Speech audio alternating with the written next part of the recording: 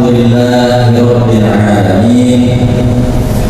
Wassalatu wassalamu ala ashrafil anbiya'i wal mursalin wa ala alihi wa ashabihi ajma'in. Allahumma inna nas'aluka ilman nafi'an wa rizqan thayyiban wa amalan mutaqabbalan. Rabbi shrah li sadri wa yassir li amri wahlul 'uqdatam min lisani yafqahu qawli. Bapak-bapak, ibu-ibu, jamaah sholat subuh Masjid As-Salam yang semoga dirahmati oleh Allah Subhanahu wa Ta'ala. Sama-sama kita awali pertemuan kita dengan bersyukur kepada Allah Subhanahu wa Ta'ala.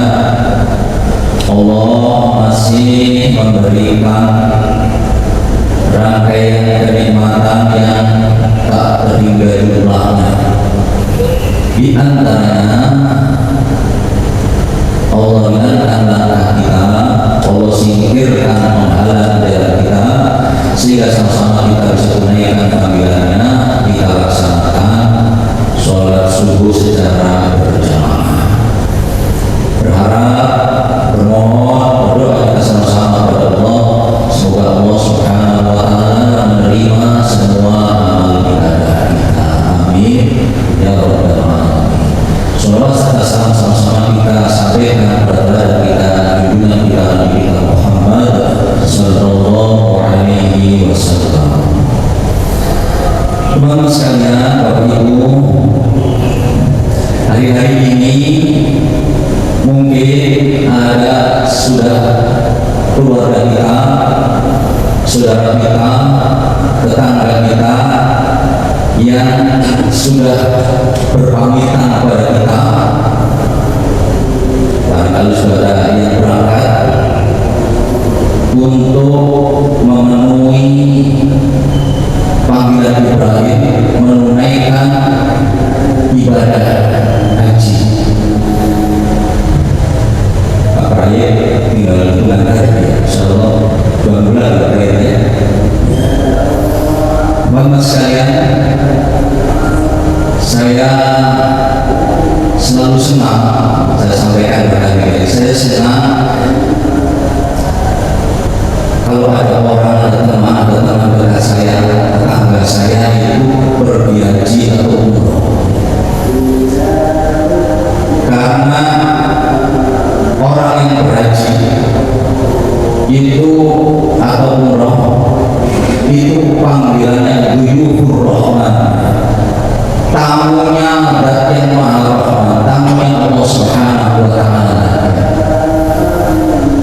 Kita ini kalau ada tetangga diundang presiden, kalau bisa kita nyimpat-nyimpatkan giliran ya, siapa tahu bisa nitip apa-apa gitu kan.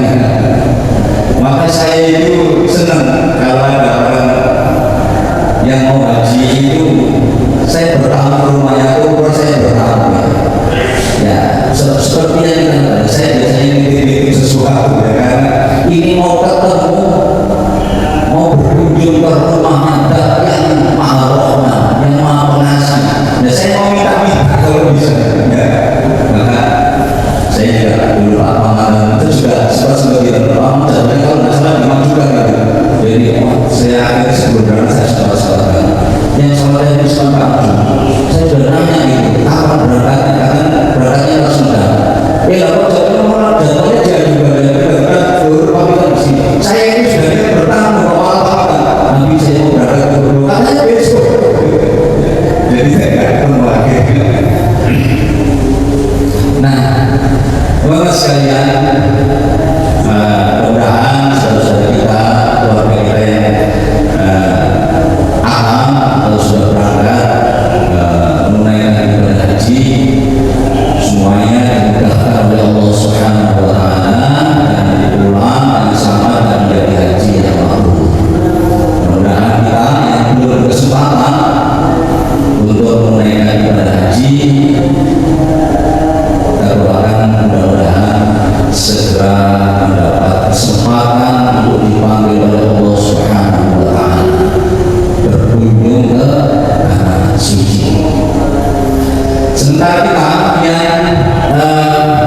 tidak tahun ini berkesempatan melaksanakan ibadah haji, kita melakukan ibadah lain di tempat kita ini, yaitu kita melaksanakan ibadah kurban. Nah, teman sekalian,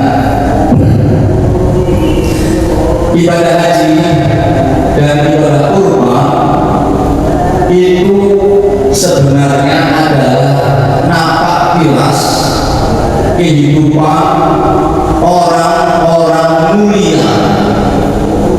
Ya, kita tahu yaitu keluarga Ibrahim alaihissalam.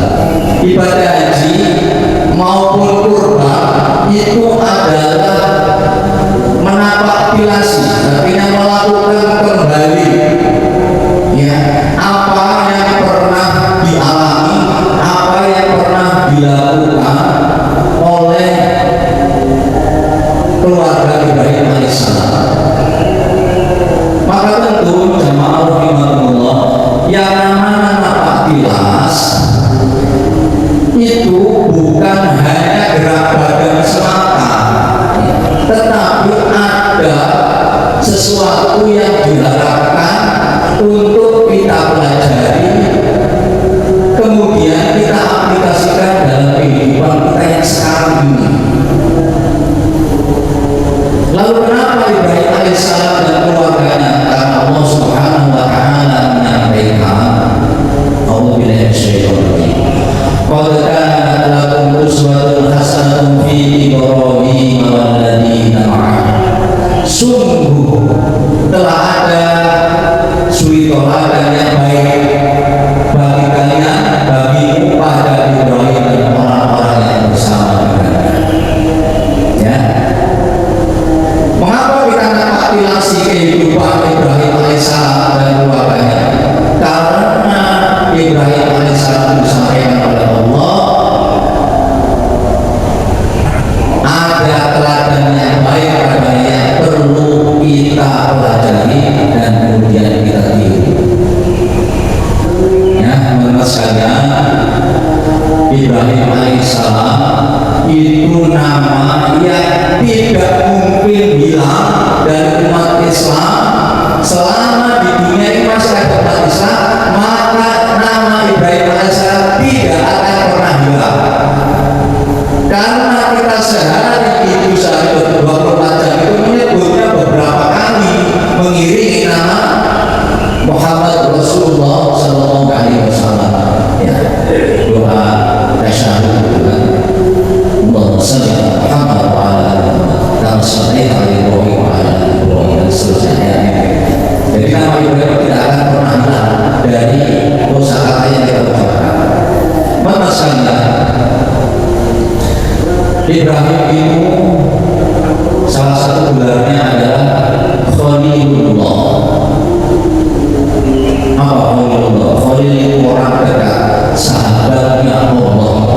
Masya Allah. Ya, maka kita itu dekat orang punya jabatan saja, itu biasanya sering kita cerita, ya kan? Saya itu juga sedikit sering cerita-cerita. Saya itu punya teman dekat, teman SMA yang sekarang sudah dipakai menteri, walaupun barangkali tidak kayak saya, ini masih di sini karena masih kaya-kayanya itu sering diceritakan. Bahkan kita itu nggak kenal tapi dekat secara geografi saja itu kita itu sudah bangga gitu kan. Dulu ketika Presiden SBY itu kan, kita kalau pulang kampung tinggal di mana? Pak, sekarang di Cilengsi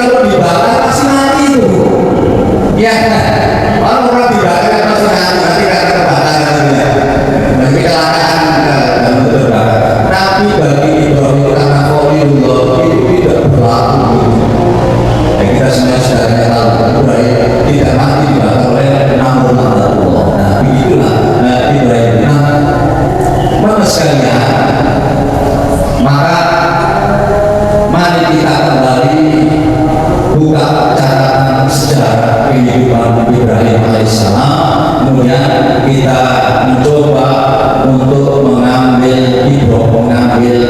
hal-hal baik untuk kita sama-sama pelajari dan kita terapkan dalam kehidupan sehari-hari. Jamaah rahimahumullah, Ibrahim alaihissalam itu orang yang kita semuanya tahu bahwa hidupnya itu dipenuhi dengan ujian demi ujian, dan skalanya itu ujiannya berat-berat. Ya, yang pertama kita tahu, Ibrahim diminta oleh Allah Subhanahu wa Ta'ala berdakwah kepada Namrud laknatullah.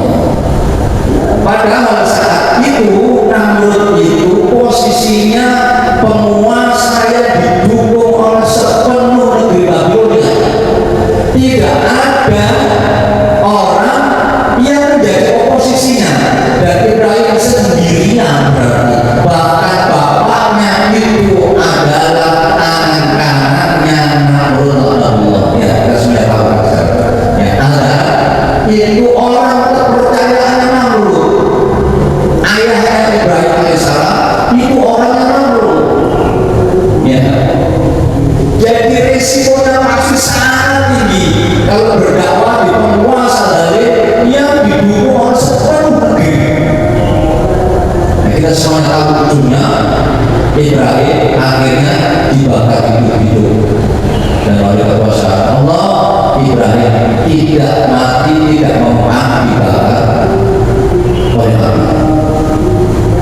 Yang kedua, ketika Nabi Ibrahim sebagaimana kita semuanya pasti, apalagi seorang Nabi, punya impian memiliki keturunan yang nanti akan meneruskan perjuangannya. Tetapi Nabi Ibrahim alaihissalam sudah berdoa sekian lama tidak dikabulkan oleh Allah Subhanahu wa Ta'ala karena istrinya yang pertama namanya Sarah itu tidak bisa punya anak.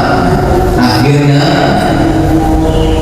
Sarah itu menyarankan Ibrahim untuk menikahi budaknya yang namanya Hajar. Jadi Hajar itu adalah budaknya Ibrahim alaihissalam. Nah, dari mana itu? Hadiah dari Fir'aun. Sebentar lain kita coba. Jadi Ibrahim itu sempat hijrah ke Mesir, ketemu dengan Fir'aun. Tapi bukan Fir'aun yang Nabi Musa, ya. Beda. Fir'aun itu teman-teman bukan nama. Ya, seperti kalau kita sekarang ke Jogja ketemu dengan Sultan Hamengkubuwono. Memang itu Sultan Hamengkubuwono yang pakai presiden dulu, bukan. Ya, beda. Tapi panggilan dulu aja tetap Sultan Hamengkubuwono. Fir'aun itu ada kepercayaan dan seterusnya seperti sekarang ini, ya. Karena jadi tapi ini Fir'aun Nabi Ibrahim. Jadi itu hadiah dari Fir'aun kepada Sarah. Jadi juga dibawa pulang kembali ke Palestina. Akhirnya dari Hajar inilah Ibrahim punya anak namanya Ismail. Tetapi justru ketika punya anak Ismail inilah dalam kisah keluarga itu mulai terusik. Maka turun perintah Allah kepada Ibrahim untuk membawa Hajar dan Ismail pergi ke sebuah tempat yang jauh. Perintahnya tidak tahu kemana, pokoknya disuruh pergi sebuah tempat yang jauh. Apalagi tempatnya saat itu belum ada namanya, ya kan? Sekarang ada namanya Mekah, dulu ada namanya. Berhari-hari, berminggu-minggu melawan panasnya siang, melawan dinginnya malam. Akhirnya sampailah mereka ke sebuah tempat itu lembah yang tidak ada kehidupan sama sekali. Jangankan manusia, jangankan hewan, tumbuhan tidak ada, jangankan tumbuhan, semak saja tidak ada. Saking tandusnya kehidupan itu, maka turun perintah kepada Ibrahim alaihissalam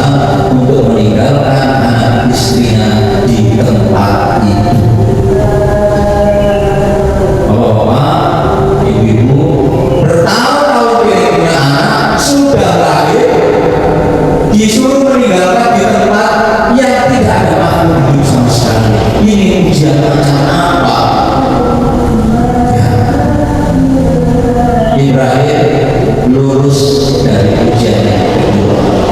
Selesai masalah, tidak muncul ujian yang terbesar yang sebentar lagi akan kita berikan dalam bentuk berkorban. Ketika Ismail usianya di beberapa riwayat disebutkan 9, ada yang bilang 11, ada yang 13, artinya sekitar 9 sampai 13 tahun. Lalu sekarang anak usia SD kira-kira atau SMP awal, maka Ibrahim menengok anak dan istrinya. Maka kemudian peristiwa inilah yang direkam oleh Allah Subhanahu wa Ta'ala di dalam surat As-Saffat ayat 102. Billahi minasyaitonir rajim. Falamma balagha ma'ahu as-sa'ya qala ya bunayya inni ara fil manam anni adbahuka fanzur madza tara. Qala ya abati if'al ma tu'mar satajiduni insyaallah minas shabirin. Maka ketika anak itu sampai balik dan bisa membantu mandiri membantu, maka berkata Ibrahim kepada anaknya, wahai anakku, ayah melihat dalam mimpi, ayah memberiku, bagaimana pendapatmu nak? Maka berkata anaknya, wahai ayah, kerjakan apa yang diperintahkan kepadamu. Satajiduni, maka aku akan menemukan aku termasuk orang-orang yang sabar. Ya, jadi ceritanya ketika sudah sampai di Mekah, sudah berkumpul kembali keluarga yang terpisah itu pada tanggal 8 malam 8, Ibrahim bermimpi malam 8 Ibrahim bermimpi menyembelih Ismail. Maka saya Nabi Ibrahim alaihissalam ini Nabi, ya. Kalau bermimpi, salah satu jalannya wahyu itu adalah lewat mimpi, ya.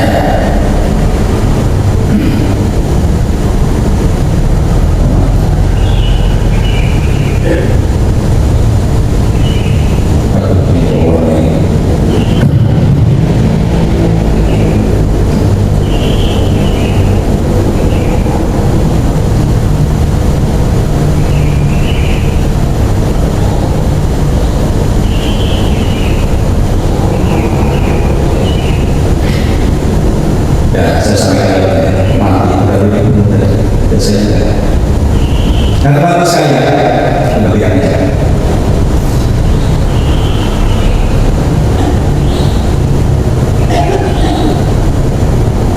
ketika menerima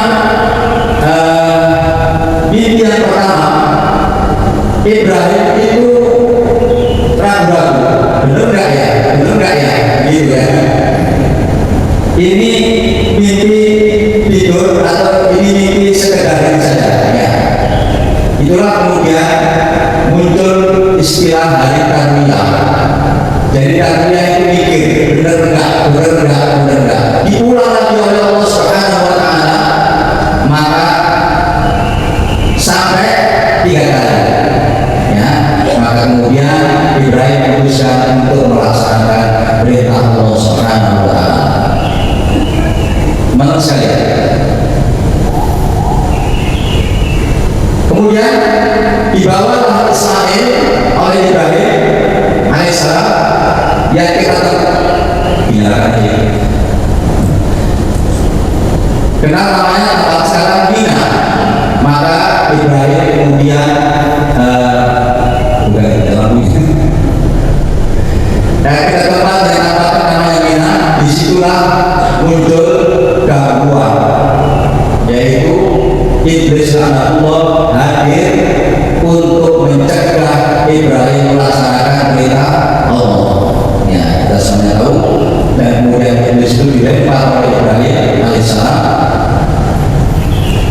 Maka yang saya itu sampai 3 kali munculnya pulang rusok mau kita praktekkan di ibadah haji kita lempar kita itu. Nah, singkat cerita peristiwa itu berakhir dengan penyembelihan dan Ismail alaihissalam saat itu belum jadi nabi tidak mati oleh penyembelihan tetapi diganti oleh Allah Subhanahu wa taala dengan domba atau tikas.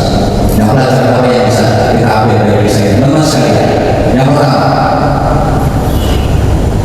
pernahkah kita membayangkan ini dialog seandainya Ismail itu menolak? Nah, bagaimana pendapat tentang mimpi ayah itu? Ya jangan, nanti aku kan mati. Dulu kan gak enak ceritanya. Ya. Ini ceritanya menjadi hebat karena Ismail ternyata juga mau dikorbankan. Pertanyaannya, kok ini anak mau dikorbankan ayahnya? Ya, bayangkan anak ini kalau kita sekarang gitu, misalnya saya Pak, itu menerima perintah begini itu kira-kira yang saya omongkan kan begini. Misalnya anak saya yang pertama, Mas, dengar ya, Nabi dapat perintah dari Allah, nurut ya, caranya ini ya, aku tak sendiri, cuma begitu aja kan. Tapi saya kok tidak. Kenapa dia bertanya pada anak kecil itu? Apa dia nggak tahu ini perintah? Pasti tahu, ya, pasti tahu. Jamaah rahimahullah, inilah hebatnya Ibrahim alaihissalam sebagai orang tua, ya, yang hari ini para psikologi pendidikan anak, terutama yang fokus pada pendidikan anak, itu menyampaikan kalimat terbaik yang keluar dari orang tua, terutama ayah kepada anak, itu kalimat pertanyaan yang hari ini justru paling jarang keluar dari mulut seorang ayah. Ya, bukankah kita itu gampang? Sholat, mandi, ayo tidur, begitu kan? Jangan ini, jangan itu, begitu kan? Ya. Maka para ahli sekarang memberikan ya, itu kalimat yang tidak baik. Yang terbaik yang diucapkan ayah pada anak itu pertanyaan. Ya, maka jawabannya juga lagi. Kalau kita kalimat itu harus diganti, nurut ya sama ayahnya, itu boleh ya. Pasti saya juga jawab, oh enak, ayah saya tidak disembelih, kan begitu. Nah, teman sekalian, maka para ahli pendidikan sekarang itu menyampaikan, bahkan guru itu ada orangnya 3M, marah, menyuruh, melarang, nggak boleh itu. Nah, yang boleh itu bertanya. Tapi susah kalau nggak biasa, susah, ya, sulit ya, karena kita itu gampangnya itu sekalian, terutama anak yang masih usia pertumbuhan itu harus banyak ditanya. Karena sebenarnya anak kita awalnya sedang berproses belajar, ya.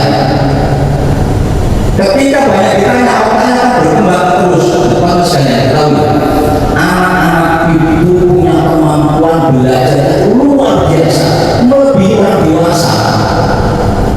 Nah, karena ini sudah bercerita ada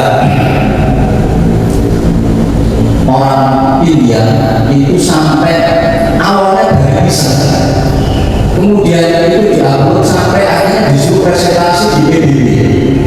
Jadi dia bikin sekolah tanpa orang tua, jadi sekolah tanpa guru nggak usah ajarin, nanti memfasilitasi saja. Sekarang di sekolah-sekolah yang begitu, guru jangan terlalu banyak, guru jangan banyak anak, memfasilitasi. Jadi bagaimana dia bersama presentasi PBB?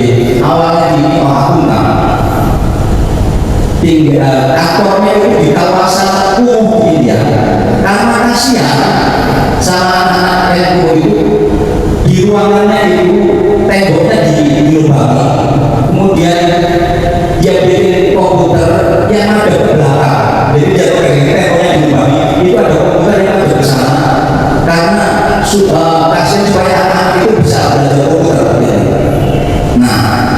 yang dilakukan ternyata anak-anak itu Pak bisa belajar komputer dari nol, bahkan searching internet walaupun tidak ada yang ngajar. Akhirnya dia ini apa bikin perubahan yang lebih dari itu. Kalau itu di kota, dia pergi ke sebuah tempat di India itu yang kampung banget, kampung besar, kemudian dia taruh komputer, kasih akses internet, kemudian dia awasi dari jauh. Ini anak belum tahu komputer sama sekali, tidak sampai 1 jam itu anak-anak sudah bisa nyalakan. Jadi kenapa? Karena nggak ada yang larang, nggak ada yang nyuruh, nggak ada yang nyalakan. Mereka belajar lebih cepat dari orang tua. Nah sekarang kita saja urusan teknologi kita ini canggih mana dengan anak kita. Mau saya itu kalau ada masalah itu tapi yang ngerti itu kan saya sudah tahu ya. Makanya benar sekali itulah ibadah Ibrahim alaihissalam ya. Ini yang harus kita praktekkan kalau kita ingin generasi Indonesia jadi generasi emas. Jangan terlalu sering marah, jangan terlalu sering dulu, jangan terlalu sering marah. Anak-anak yang banyak dimarahin, disuruh dilarang, nanti dia menjadi penakut dan tidak punya inisiatif. Bisanya hanya nunggu apa yang disampaikan ibunya sama bapaknya. Lampu kuning tandanya kalau misalnya coba dites Bapak Ibu sekalian, nanti kalau ada anak kita mau naik sekolah kelas, tanya mau sekolah di mana, terserah ayah B, itu lampu kuning karena sudah terlalu banyak disuruh, banyak dilarang, dia tidak punya gambaran masa depannya sendiri. Maka sekalian, Ibrahim ternyata orang suara dari siapa dia belajar? Baru sekarang orang-orang tahu. Ya Allah, maka di sekolah saya begitu, guru nggak boleh marah, nggak boleh juga benar. Kalau ada anak naruh sendal tidak padanya, tidak ada yang dulu tidak tahu ditanya di mana tempat naruh sendal yang baik. Silakan perhatikan anak itu tahu di mana tempat sendal yang baik. Ya, karena sudah terlalu sering ditolongi, dia sebenarnya nggak mau. Biasanya di mana ada yang beri begini. Maka dia tidak pernah belajar dengan sendirinya. Mana sekalian kedua, kenapa Ibrahim itu beberapa kali baru menyampaikan kepada Ismail alaihissalam. Nama Allah ya. Timing is everything istilahnya ya. Menyampaikan segala sesuatu itu perlu timing. Kita perlu waktu untuk menyampaikan hal-hal penting kepada keluarga kita, terutama anak kita. Ya, teman sekalian, saya pernah ikut kursus hipnosis mempengaruhi pikiran Anda. Teman sekalian, menyampaikan sesuatu terutama pada anak kita itu penting timingnya, ya, waktunya kapan. Kalau kita ingin menyampaikan sesuatu yang baik, itu kondisi artinya sesuatu itu diikuti anak kita dilakukan terus-menerus. Itu kalau bahasa ini istilahnya kondisi otak anak kita itu harus dalam keadaan gelombang alfa istilahnya. Gelombang alfa itu apa ini? Gelombang alfa itu kalau orang dalam keadaan tenang, santai, rileks, ya, atau fokus pada sesuatu, ya. Jadi kalau kita ini kalau kita masuk informasi banyak pesan banyak itu kalau dalam kondisi rileks, ya, maka orang tua kita itu hebat. Kondisi rileks yang paling baik itu menjelang tidur. Ya, maka dulu orang tua kita membacakan dongeng-dongeng pesan-pesan baik itu sebelum tidur. Ya, ya, jadi itu kondisi yang terbaik sebelum tidur kita inginkan. Atau sedang makanya teman sekalian, kalau sekarang kita sedang main misalnya main game yang kita tidak suka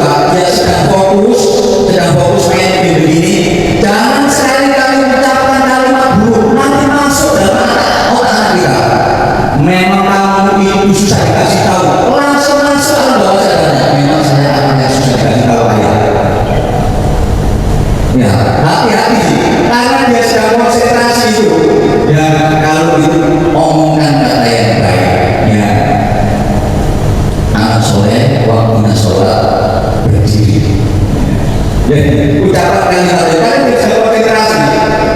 Ya, nah teman-teman saya ada, dan itu bisa dikondisikan. Artinya menyampaikan sesuatu yang penting itu kondisikan dulu anak kita ini dalam kondisi rileks. Jadi kalau sedang dia baru saja melakukan kesalahan, pasti dia sendiri tegang itu. Jangan ditegur, jangan dikoreksi, biarkan saja sampai kondisinya rileks, sampai kena baru sampai ya. Nah, memang yang dirahmati Allah itu pelajaran yang pertama. Ternyata Ibrahim itu memang layak jadi orang yang setiap hari kita sebut, karena dia orang yang melampaui zamannya. Melampaui zamannya. Ilmu ini baru saja disampaikan tahun juga, tapi Ibrahim sudah tahu itu caranya. Maka sekarang kita tunggu prakteknya, teman-teman sekalian. Ya, bagaimana kita semuanya ingin anak kita jadi orang hebat, anak soleh, anak yang berbakti pada orang tua. Maka belajar dari Ibrahim. Ya, orang tua harus banyak bertanya kepada anaknya. Yang kedua, nomor sekali, ketika Ibrahim alaihissalam mengajak Ismail kemudian untuk disembelih, kapankah Ibrahim alaihissalam itu yakin betul dan semakin mantap untuk menyembelih Ismail? Tadi disampaikan bahkan awalnya saja ragu-ragu, ini benar ya, sampai berulang 3 kali. Ibrahim itu benar-benar yakin ketika iblis muncul. Ya. Kenapa? Karena iblis sudah pernah bersumpah di hadapan Allah, karena aku kau laknat, terusir dari surga, maka iblis yang berjanji aku akan menghalangi mereka, anak mereka dari jalan yang lurus. Artinya apa? Justru karena ada iblis, ada setan, itulah Ibrahim yakin kalau iblis saja menghalangi berarti benar. Ya, kalau iblis tidak itu, maka itu pasti jalan menuju surga. Dan begini teman-teman sekalian,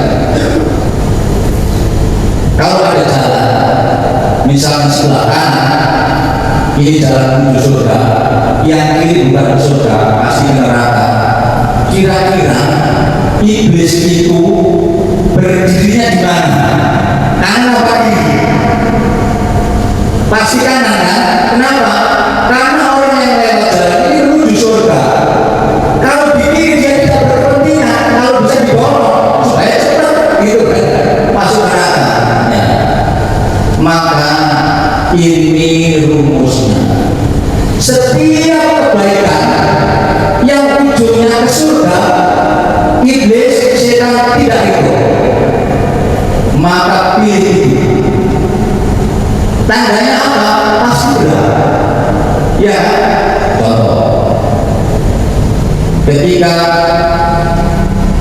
tadi beberapa menit yang lalu, beberapa hari misalnya Kak Haji sampaikan as-sholatu khairun minan naum. Ya, sholat lebih baik daripada hidup.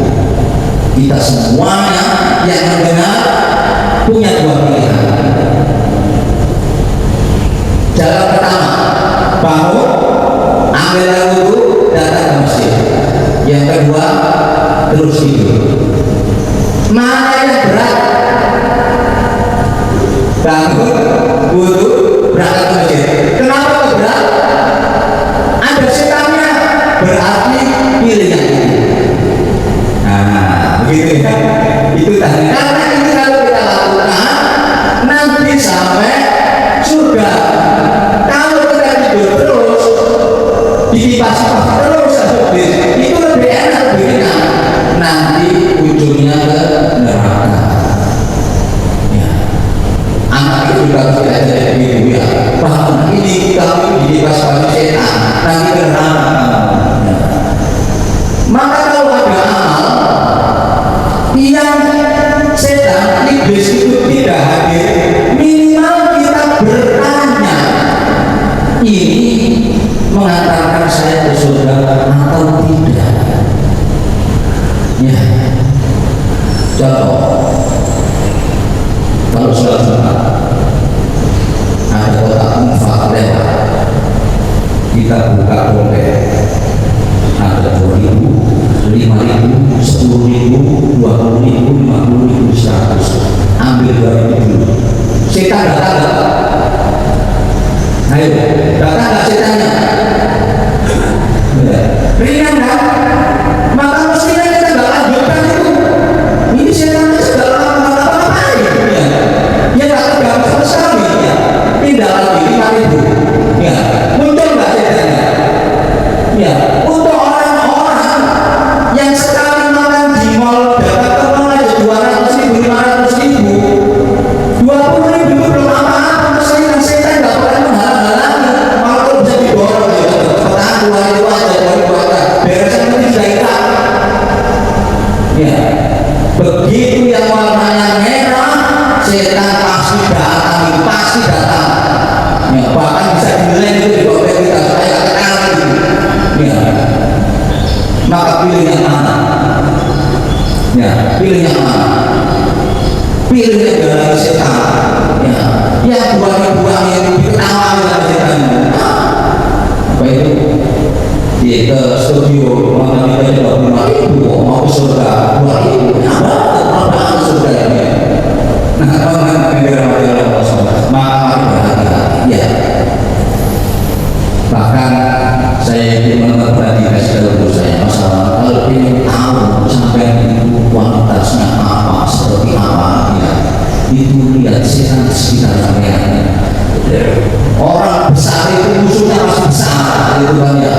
Tokoh besar itu setannya besar.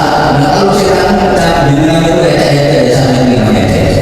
Dia bilang gitu, waduh saya tersinggung saya kok nggak punya setan lagi ya, sampai ecek. Nggak kelasnya berapa besar. Nama yang dapat Allah Subhanahu.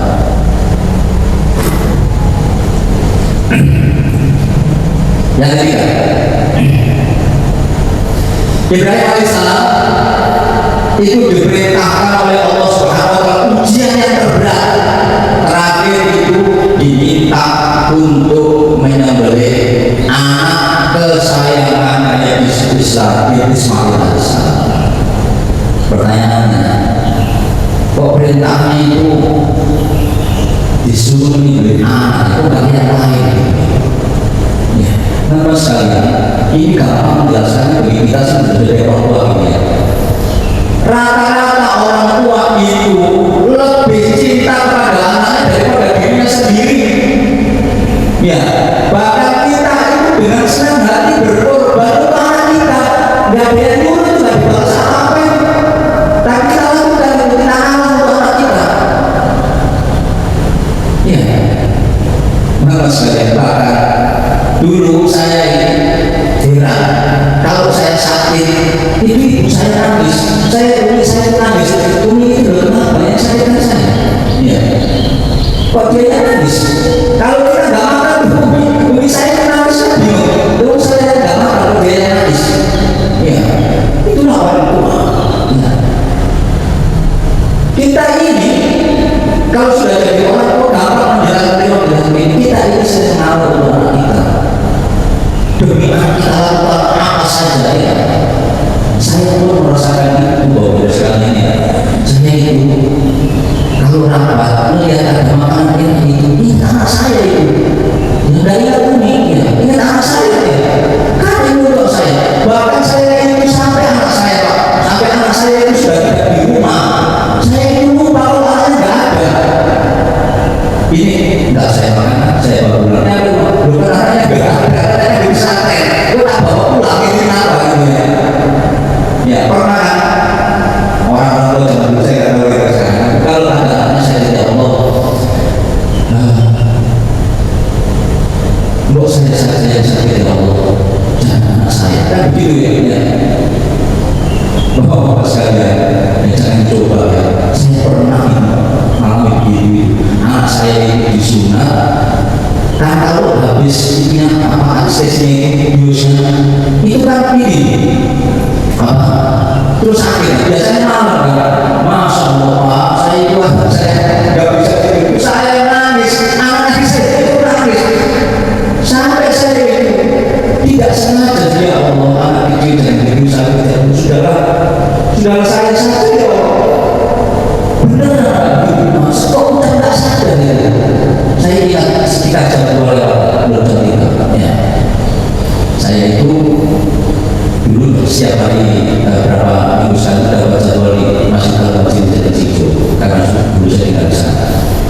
Maka saya itu malam akhirnya saya subuh karena sudah jadwal kalau untuk saya berangkat di Masjid Al-Bajir itu dulu